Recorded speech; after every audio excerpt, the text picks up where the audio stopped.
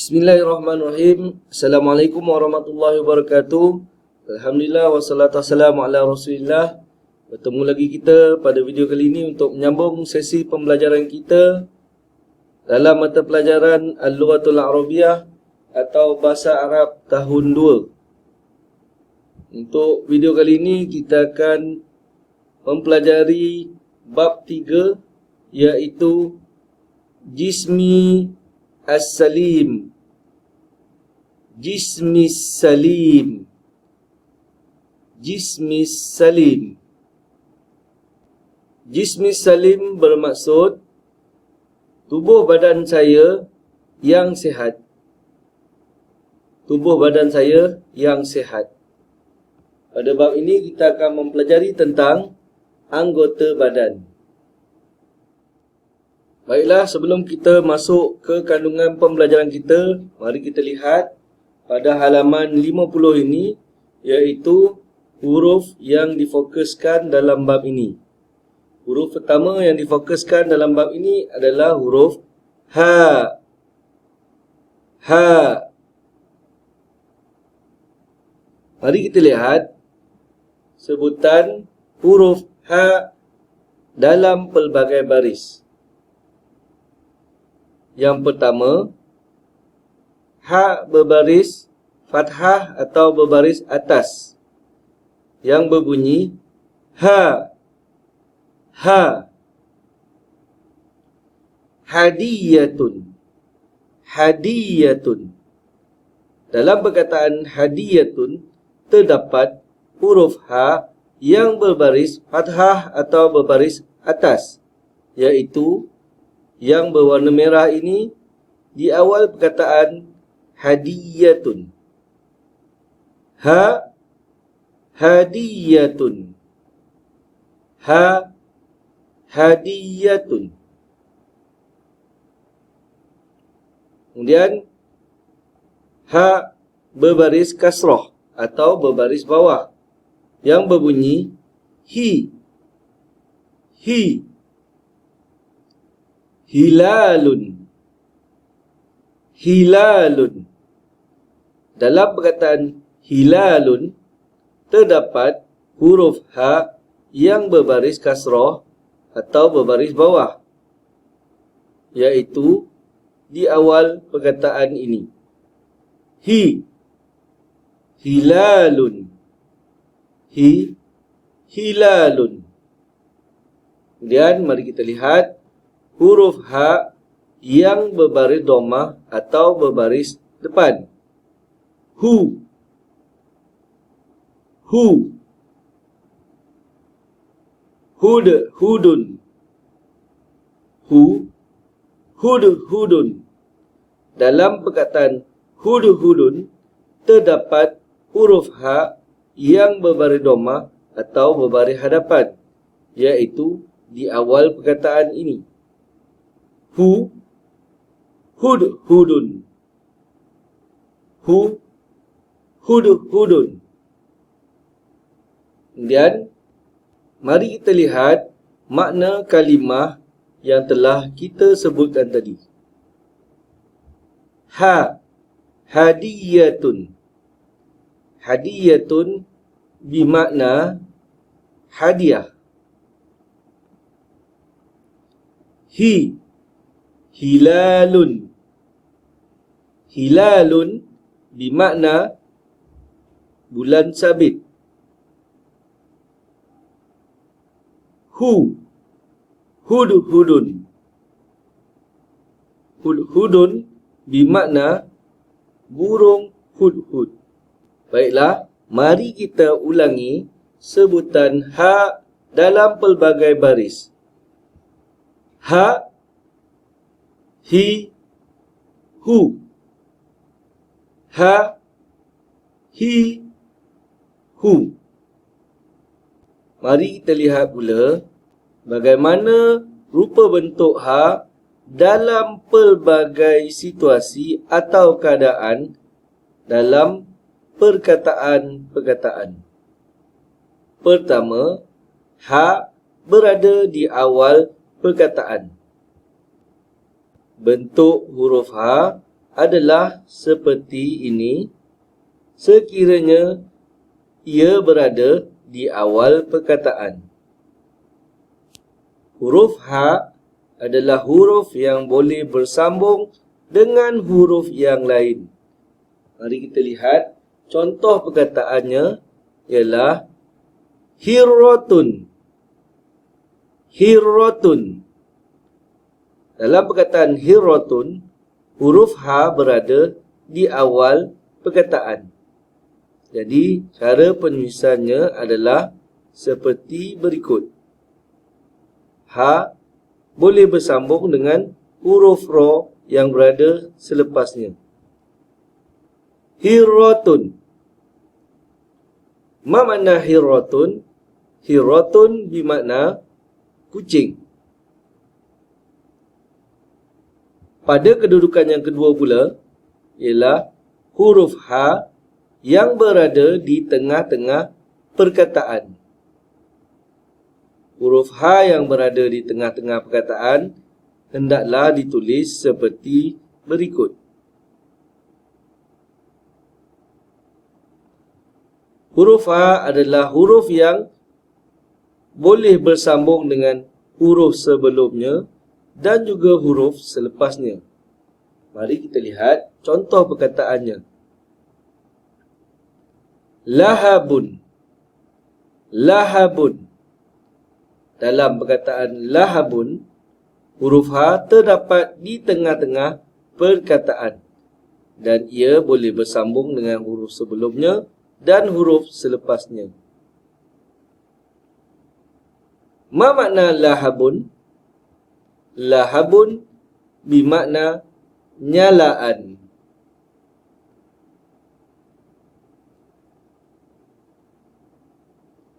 Kemudian mari kita lihat huruf H pada kedudukan yang terakhir, iaitu di akhir perkataan. Huruf H ditulis dengan dua bentuk apabila berada di akhir perkataan. Bentuk yang pertama adalah seperti ini. Huruf H ditulis begini apabila terdapat huruf yang boleh bersambung dengannya pada sebelumnya. Dan bentuk yang kedua adalah seperti ini. Huruf H begini ditulis apabila huruf yang sebelumnya tidak boleh bersambung dengannya. Mari kita lihat contoh perkataannya. Wajhun. Wajhun. Dalam perkataan wajhun, huruf H berada di akhir perkataan. Dan dalam contoh ini juga, huruf H ditulis begini kerana ia boleh bersambung dengan huruf sebelumnya. Ma makna wajhun? Wajhun bermakna wajah atau muka.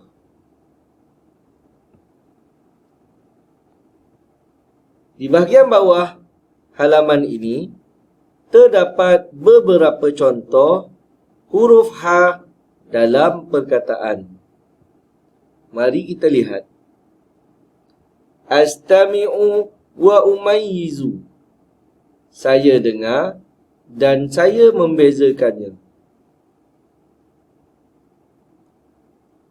Hawa'un. Hawa'un. Mahirun. Mahirun. Tanbihun. Tanbihun. Baiklah, dalam ketiga-tiga contoh itu, mari kita lihat huruf H yang terdapat di dalamnya. Pada contoh yang pertama, iaitu perkataan hawa'un, terdapat huruf H, iaitu di awal perkataan ini. Huruf H yang terdapat pada perkataan ini berbaris fathah dan berbunyi Ha, hawaun. Jika kita lihat, ha di awal ini bersambung dengan huruf waw yang berada selepasnya. Kemudian, mari kita lihat contoh yang kedua. Mahirun. Dalam perkataan mahirun, terdapat huruf ha. Huruf ha pada perkataan ini berada di tengah-tengah perkataan. Dan ia berbaris kasrah. Hi, mahirun. Dalam bentuk penulisannya pula, huruf ha ditulis begini kerana ia tidak bersambung dengan huruf alif yang terdapat sebelumnya.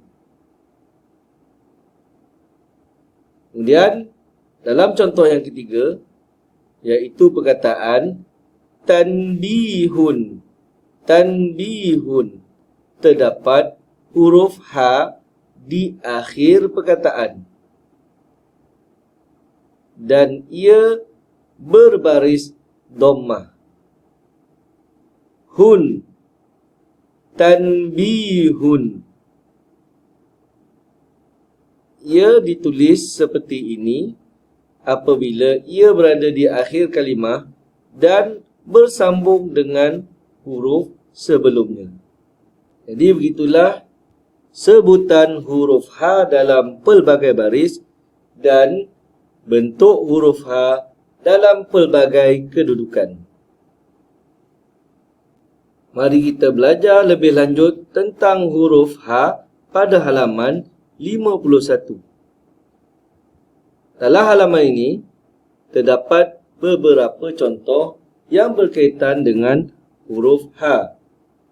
Yang pertama, kita lihat di sini terdapat beberapa suku kata. Suku kata yang pertama, ha, ha. Ha ini adalah ha yang berbaris fathah dan dibaca dengan harakat yang panjang. Mengapa ia dibaca dengan panjang? Ia dibaca dengan panjang kerana selepasnya terdapat huruf alif. Ha. Kemudian mari kita lihat suku kata yang kedua. Ti, ti. Dan suku kata yang ketiga. Fun, fun. Dan kita gabungkan hatifun. Mari kita ulang.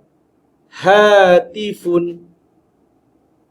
Dalam perkataan hatifun terdapat huruf ha yang berbaris fathah dan dibaca panjang, iaitu di awal perkataan ini. Hatifun. Ma makna hatifun? Hatifun bermakna telefon.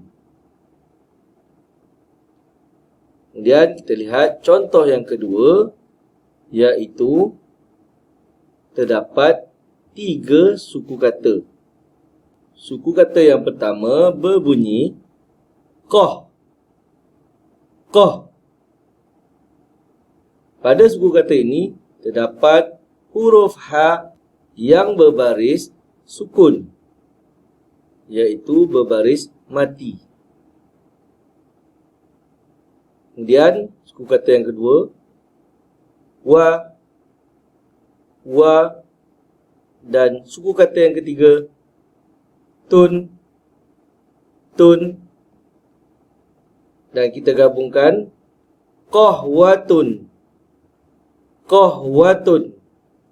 Dalam perkataan qahwatun terdapat huruf ha yang berbaris sukun, iaitu di tengah-tengah perkataan ini. Qahwatun. Ma makna qahwatun? Qahwatun bermakna kopi. Kemudian kita lihat contoh yang ketiga. Terdapat 3 suku kata. Suku kata yang pertama, toh. Toh. Dalam suku kata yang pertama, terdapat huruf H yang berbaris sukun atau berbaris mati. Kemudian suku kata yang kedua, ha. Ha. Dan suku kata yang ketiga, ra. Ra. Kemudian kita gabungkan tohara. Tohara. Dalam perkataan tohara terdapat huruf H yang berbaris syaddah, iaitu di tengah-tengah perkataan ini. Dari segi penulisan, huruf syaddah ditulis dengan satu huruf saja seperti huruf H ini. Tetapi dari segi sebutannya disebut dengan 2 kali. Seperti suku kata yang kita bacakan tadi. Iaitu H yang pertama disebut dengan bunyi sukun, toh. Kemudian H yang kedua disebut dengan bunyi berbaris. Ha. Toh. Ha. Jadi dalam perkataan ini, H ditulis dengan satu huruf H saja dan ditandakan dengan tanda syaddah, manakala dari segi sebutannya terdapat 2 bunyi huruf H dalam perkataan tohara. Ma makna tohara? Tohara bermakna membersihkan. Kemudian kita lihat beberapa contoh lain. Bahimatun. Bahimatun. Dalam perkataan bahimatun terdapat huruf H yang berbaris kasrah dan disebut dengan harakat yang panjang kerana selepasnya terdapat huruf ya yang tidak berbaris. Bahimatun.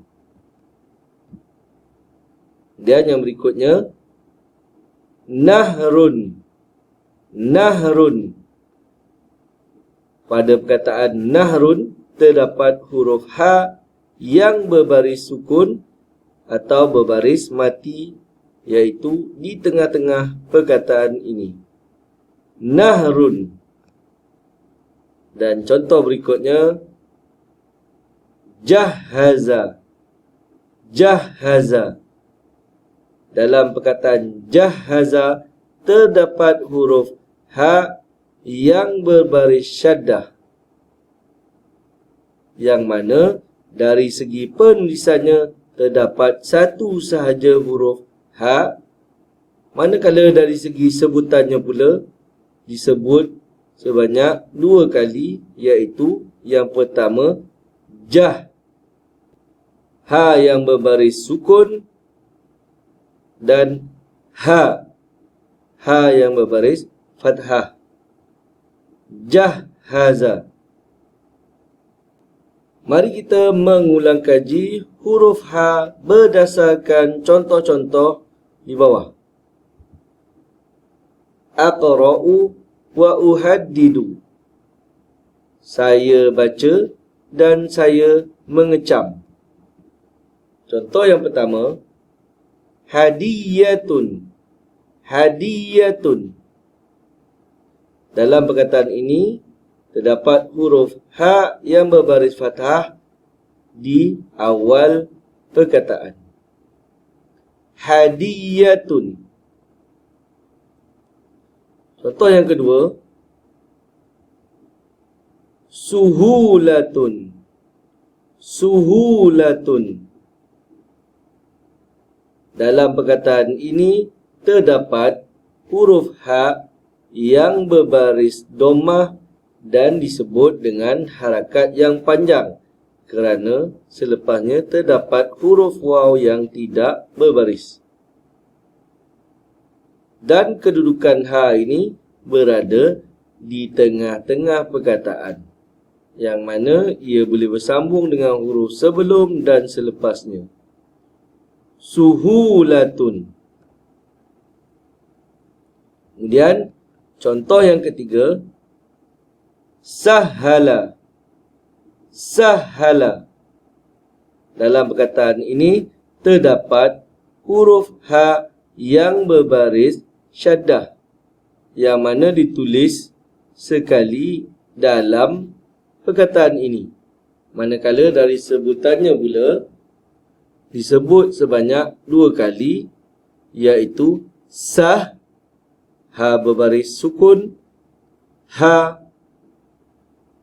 berbaris fathah. Dan huruf ha ini berada di tengah-tengah perkataan, dan ia boleh bersambung dengan huruf sebelumnya dan selepasnya. Sahala. Dan contoh yang terakhir, sahlun. Sahlun. Dalam perkataan ini terdapat huruf ha yang berbaris sukun, iaitu di tengah-tengah perkataan ini. Huruf ha ini berbaris sukun dan kedudukannya di tengah-tengah, yang mana ia boleh bersambung dengan huruf sebelumnya dan selepasnya. Sahlun.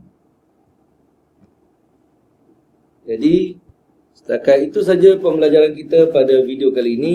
Ustaz harap kamu dapat berlatih menyebut huruf ha dalam pelbagai baris dan mengecam huruf ha dalam pelbagai kedudukan. Aku qauli hadza wa astaghfirullah li wa lakum. Wassalamualaikum warahmatullahi wabarakatuh.